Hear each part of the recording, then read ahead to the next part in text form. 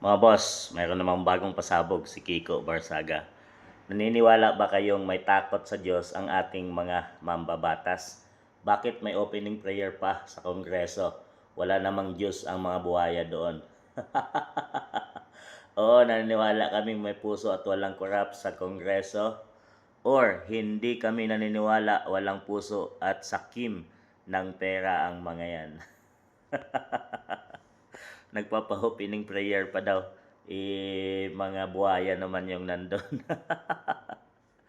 Alam ni Kiko Barsaga kung anong nangyari sa loob ng Kongreso. Kaya nga siya pinag-initan ng mga kasamahan niyang congressman, mga boss, no? At iniliban siya ng 3 months suspension, mga boss, dahil sa kanyang mga pangbabatikos sa social media laban sa PBBM administration. So bakit pa daw may opening prayer at sinasabing di naman lahat ng mga congressman, mga boss, no, mga buhaya, pero 80% siguro doon sa under PBBM administration ay sinasabing nasa Congress nagmula yung unang-una nga yung pagpapa-impeach kay BP Sara na sinasabing binayaran nito ng malaking halaga ang bawat congressman para pumirma doon sa impeachment. Lalong naging mga buhaya ang tawag ng mga ang Kongreso, mga boss, no.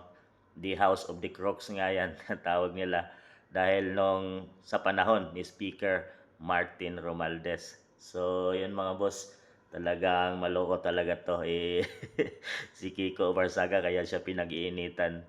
May takot sa Diyos ang mga batas. Bakit nag-opening prayer pa? Halos mga buhaya naman yung nandun. Kayo, naniniwala ba kayo, mga boss, sa sinabi ni Kiko Barsaga na halos mga buhaya ang nandyan at walang puso, mga corrupt na congressman, or marami pa rin sa ating mga congressman na mga matitino at gumagawa ng kanilang trabaho para sa mamayang Pilipino.